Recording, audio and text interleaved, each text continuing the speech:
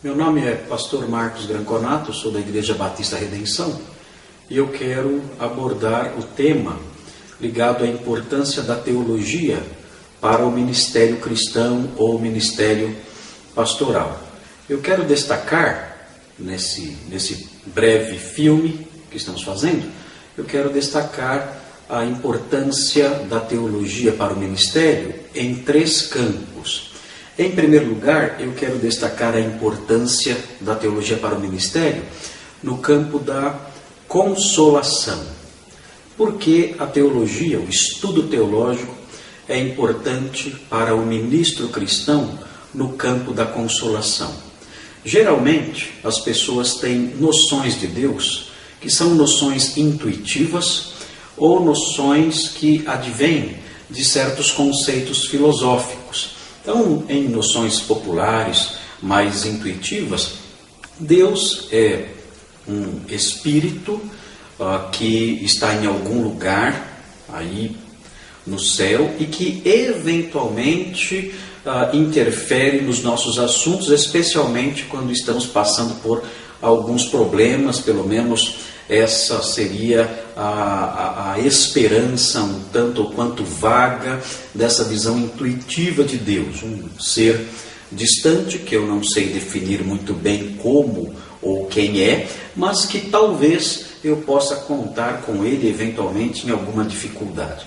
E numa visão filosófica um pouco mais elaborada, nós vemos permeando a mente das pessoas a visão de Deus num sentido mais, tecnicamente falando, num sentido mais aristotélico, Deus sendo uma causa remota, o motor do universo, ou na linguagem tomada de Tomás de Aquino, o ato puro, ou seja, aquele espírito, aquela força. Tomás de Aquino não diria força, diria que é uma pessoa, mas filosoficamente seria uma força, um motor que faz com que as coisas funcionem em todo o universo, fazendo com que as leis tenham aí o seu andamento, fazendo com que todos os componentes do universo material que nos cerca caminhem numa certa direção, obedecendo determinadas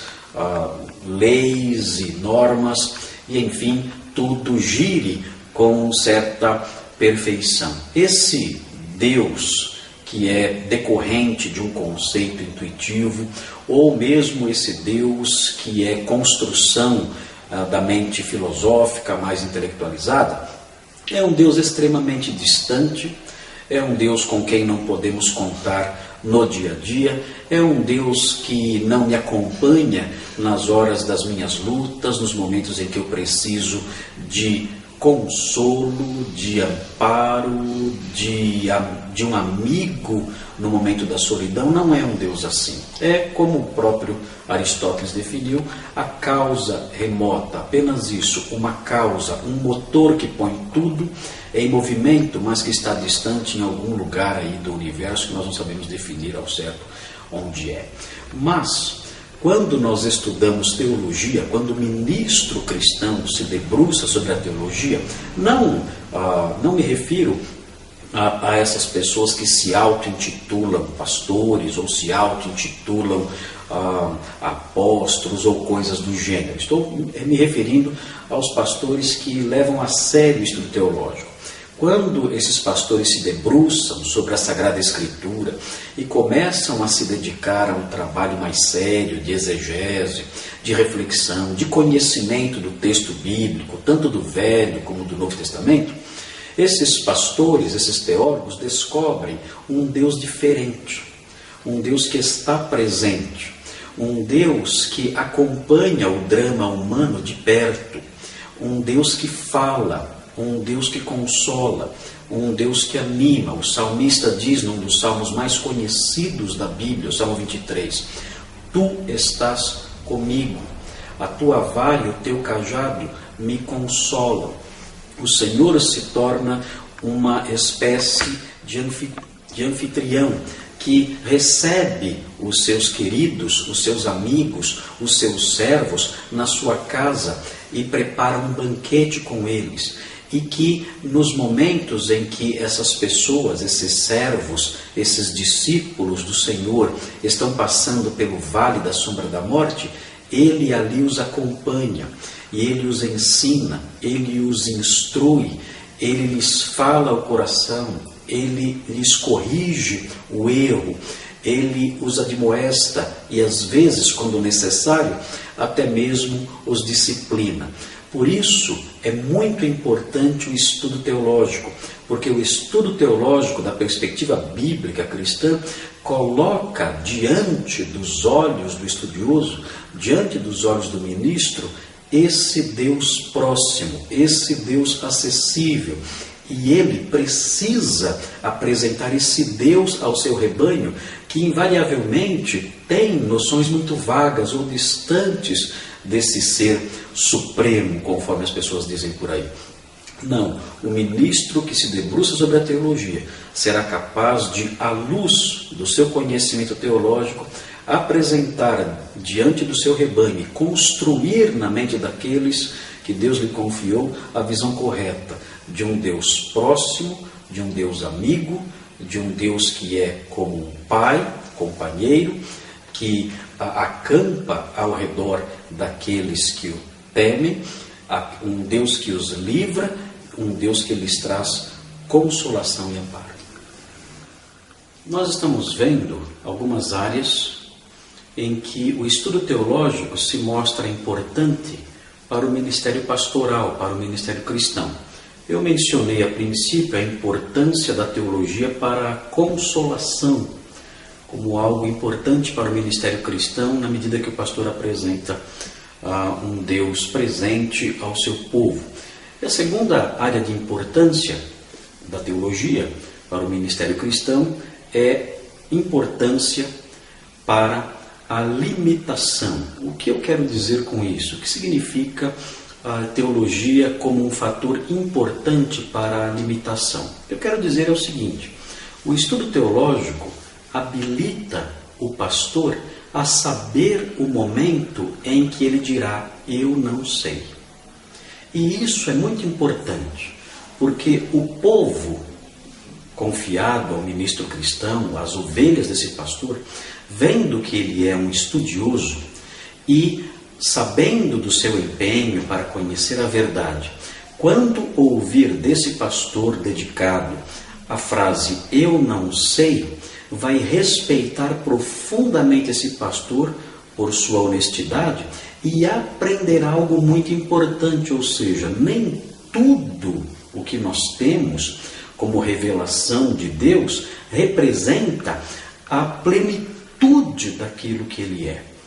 Então, é muito importante que o pastor conheça os limites dessa revelação, que ele saiba até onde Deus falou, até onde Ele se revelou. E ele só vai descobrir esses limites quando ele estudar realmente e a fundo a teologia. E então poderá dizer num determinado momento, olha, esse campo, essa área do conhecimento que nós queremos explorar, acerca disso, Deus não disse nada, ou falou muito pouco. O leigo, o pastor que não estuda teologia, ele age de modo diferente. Ele acredita que tem que ter respostas para todos os mistérios teológicos que lhe são trazidos por suas ovelhas ou que lhe são propostos quando ele está diante de um texto, trabalhando diante de um texto. Ele acredita nisso, ele não tem conhecimento teológico, ele acha que não é importante estudar teologia. Então ele não tem noção dos seus limites e acaba inventando a partir da sua criatividade, a partir da sua imaginação, ele acaba inventando respostas para tudo. E acaba, evidentemente, criando heresias terríveis a partir dessa sua criatividade. Já o teólogo sério, o teólogo estudioso, pastor estudioso da teologia, ele saberá, tomando emprestadas aí as comparações ou as palavras, os termos do famoso teólogo da Reforma, Martinho Lutero, ele saberá que existem 3 luzes através das quais é possível obter o conhecimento de Deus. Existe a luz da natureza, através da qual o homem consegue obter algumas noções de justiça. Todo homem tem a luz da natureza, sabe uma parcela, conhece uma parcela da verdade, da moral, da justiça, tem noções acerca disso, e não somente acerca disso, mas também acerca de algumas coisas ligadas ao universo criado. É a luz da natureza, é a razão que ele recebe, que ele tem, que todo homem tem, através da qual ele pode ter acesso àquilo que Deus revelou no universo. Em segundo lugar, existe a luz da graça. A luz da graça é dada àqueles que creem em Jesus Cristo. Estes conseguem compreender coisas que antes eles não compreendiam. Eles conseguem compreender os mistérios do Evangelho, as verdades do Evangelho. Os incrédulos não conseguem enxergar a luz do Evangelho da glória de Cristo, porque há como que uma venda em seus olhos. Eles não conseguem perceber Cristo nas Escrituras, a grandeza de Cristo, do Messias nas Escrituras, porque um véu está posto sobre o coração deles, de modo que eles vivem em trevas, como diz a Escritura, mas através da luz da graça, eles conseguem compreender essas coisas. O homem consegue compreender essas coisas e entender aquilo que os homens que têm apenas a luz da natureza não conseguem compreender. Mas além da luz da natureza e além da luz da graça, existe também a luz da glória. A luz da glória diz respeito a algo que nós só saberemos quando formos glorificados. Quando estivermos com o nosso Senhor na realidade eterna, no país eterno. Então sim, saberemos coisas que nós não sabemos agora. Saberemos coisas que através da luz da natureza e através da luz da graça nós não temos acesso. E o teólogo verdadeiro, o pastor estudioso, o homem que leva a sério a teologia como um instrumento precioso e santo do seu trabalho, saberá conhecer, saberá distinguir essas coisas. Ele poderá olhar para uma determinada questão, para um determinado problema e dizer, olha, isso para conhecer os contornos exatos dessa realidade, para entendermos com maior precisão essas coisas ou conseguirmos desvendar isso que para nós no momento não faz sentido, não basta a luz da natureza, que é a razão, não basta a luz da graça dada aos salvos, é necessária a luz da glória.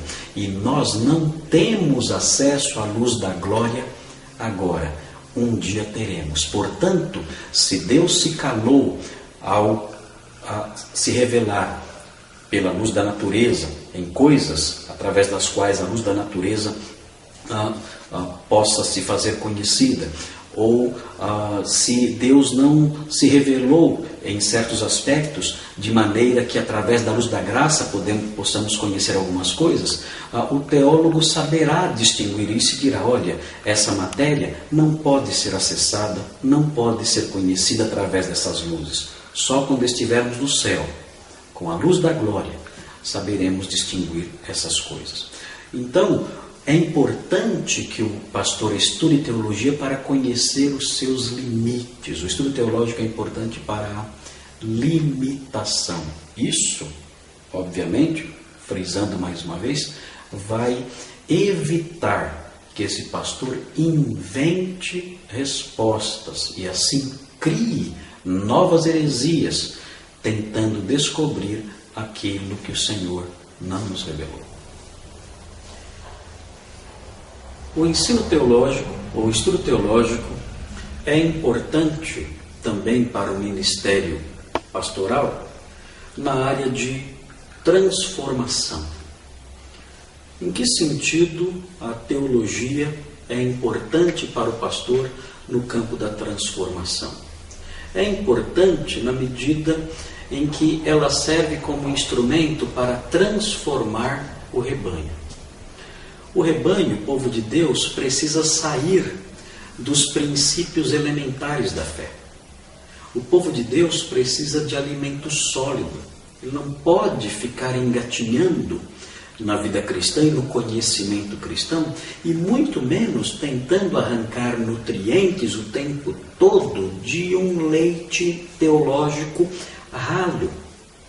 Por isso é importante que o pastor tenha um bom preparo, conheça profundamente a Escritura, conheça profundamente as grandes verdades teológicas, conheça o desenvolvimento da reflexão teológica ao longo dos séculos, para que tenha elementos para pregar melhor, para aconselhar melhor, para ensinar melhor, para preparar uma aula com um conteúdo mais profundo e melhor elaborado, para dessa forma equipar os santos, de maneira que eles sejam mais robustos na fé, mais robustos na vida cristã, mais fortes na sua luta de resistência contra a mentira e contra o mal. O grande problema dos nossos dias é que existe uma proliferação muito grande de pastores despreparados, de homens que não podem, não são capazes, não têm preparo para conduzir o seu rebanho muito além no campo do conhecimento bíblico. E por causa disso, as ovelhas sem preparo nenhum, porque não tem um mestre que as conduza para um preparo maior, as ovelhas sem um conhecimento mais profundo, sem um preparo maior, sem elementos mentais, conceituais, para lidar com o erro, para avaliar a mentira, para avaliar o que é dito, para avaliar o que é pregado, acabam sendo pessoas crédulas, pessoas que acreditam em qualquer coisa. O apóstolo Paulo compara essas pessoas a meninos que são levados ao redor por qualquer vento de doutrina, pela astúcia dos homens que conduzem ao erro. Porque essas pessoas são levadas assim. O texto em que esses versículos estão inseridos, o contexto maior desses versículos, mostra que isso acontece, e mostra que indiretamente isso acontece, porque pastores não estão realizando a sua tarefa. O texto diz que Deus colocou pastores, mestres, evangelistas, pessoas que são colocadas por Deus na igreja para equipar os santos, a fim de que eles tenham preparo e amadureçam, cresçam até a estatura de varão perfeito. Quando isso não acontece, Paulo diz, os crentes são levados ao redor por qualquer vento de doutrina, como crianças, como meninos que são facilmente enganados. Então, por isso, é necessário que o pastor conheça profundamente a teologia, a fim de conduzir o seu povo à transformação, a fim de que a cada domingo eles saiam de uma posição em que estão e progridam para uma direção de maior conhecimento, progridam, caminhem para o alto, cresçam um pouco mais e dessa forma sejam pessoas que resistam ao erro e também digam não aos apelos do mundo, tendo razões sólidas e bem elaboradas para oferecer essa resistência. A transformação do rebanho só será possível se esse trabalho for, o trabalho de preparo, for realizado por um pastor que estuda profundamente teologia. Não foi ao leigo que o Senhor concedeu essa tarefa. O Senhor preparou homens na igreja, Ele estabeleceu homens na igreja para serem pastores e mestres. Esses homens, tendo habilidades intelectuais, deverão se debruçar sobre a revelação de Deus, refletir sobre ela, fazer um trabalho profundo de exegese e de análise do texto, expor isso ao povo de Deus e com isso obter a transformação desejada para que eles fujam do mal e sejam crentes exemplares e maduros. Nós falamos que o estudo da teologia é importante para o ministério pastoral. Eu mencionei que é importante para a consolação, é importante para a limitação, já expliquei o que significa, e é importante para a transformação. Tudo isso deve ficar na mente daqueles que querem ser ministros do Evangelho ou daqueles que estão procurando uma igreja e que estão avaliando, escolhendo, decidindo a que igreja se filiar a partir do ministério que é realizado ali. É importante que você esteja numa igreja onde o pastor tenha preparo, para conduzir você para direções sólidas, seguras, maduras. Isso é muito importante. E eu quero terminar mencionando mais um fator, que eu não alistei entre os 3 itens de importância, mas que talvez esse fator esteja permeando todos os demais. É a importância da teologia para a proteção. Isso está embutido em todos os demais itens que nós mencionamos aqui. Mas eu quero frisá-lo agora, na conclusão dessa nossa conversa, eu quero frisá-lo pelo seguinte: existem muitas teologias atuais que têm um discurso extremamente sutil e, por ser extremamente sutil, é ainda mais enganoso.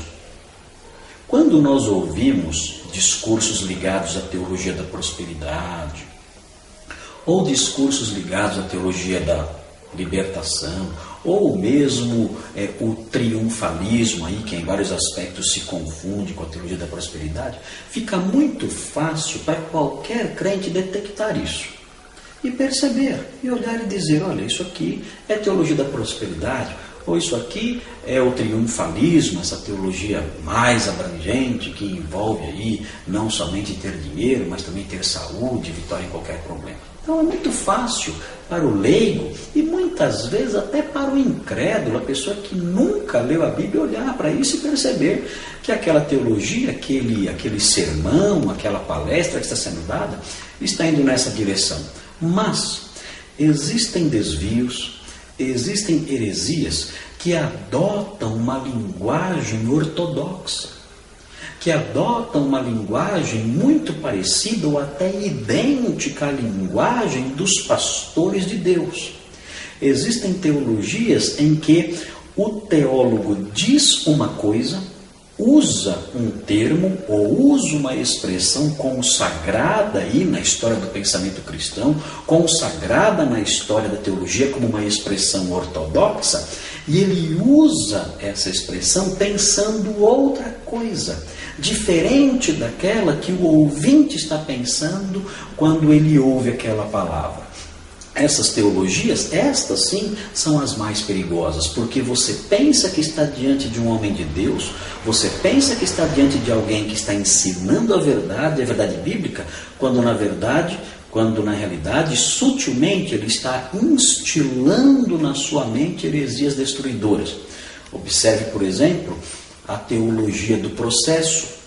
Nós não temos tempo de explicar o que é isso aqui, mas ela usa uma linguagem que é extremamente atraente para o crente comum, ao dizer, por exemplo, que Deus é o nosso companheiro no sofrimento, ou a filha natural do teísmo, da teologia do processo, que é o teísmo aberto, esse tipo de teologia, a teologia chamada também relacional, que afirma a mesma coisa, diz isso, e isso, uma frase como essa, que Deus é o nosso companheiro no sofrimento, isso nos atrai muito. Nós achamos que essa é uma declaração bíblica que reflete aí o cuidado e amor de Deus por seus filhos, quando esses teólogos na realidade querem dizer outras coisas quando falam que Deus é o nosso companheiro no sofrimento. Considere, por exemplo, a teologia de Karl Barth, a neo-ortodoxia. Em algumas afirmações que essa teologia faz, por exemplo, quando ela diz que Jesus é o verbo de Deus, ou a palavra de Deus. Nós, quando ouvimos isso, nós dizemos amém, mas esses teólogos, quando afirmam isso, o que está embutido numa declaração como essa, é algo totalmente fora daquilo que nós cremos a partir da ortodoxia cristã, da doutrina consagrada pelo cristianismo histórico. E esses homens pregam nas igrejas, usam essa linguagem e atraem multidões como sendo homens de Deus, quando na realidade são pessoas usando uma linguagem emprestada para instilar no coração, na mente do povo da igreja, mentiras destruidoras. Quem poderá detectar as sutilezas dessas diversas teologias que ameaçam a igreja moderna? O leigo conseguirá fazer isso? Absolutamente. Ele não conseguirá fazer isso. ele vai ouvir essas coisas e vai seguir essas coisas.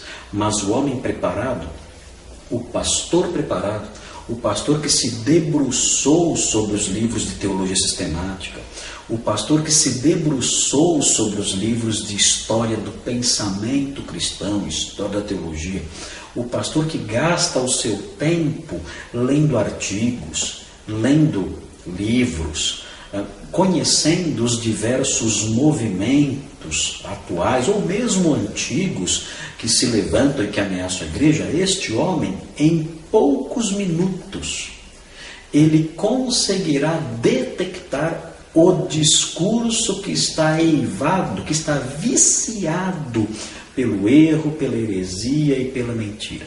E com uma capacidade maior e até surpreendente, tanto para os proponentes da mentira como para o seu povo, ele poderá alertar as suas ovelhas, poderá ensiná-las, fazer com que elas voltem ao caminho correto, ao caminho da retidão doutrinária, e poderá admoestar os falsos mestres para que mudem o seu discurso ou se afastem definitivamente.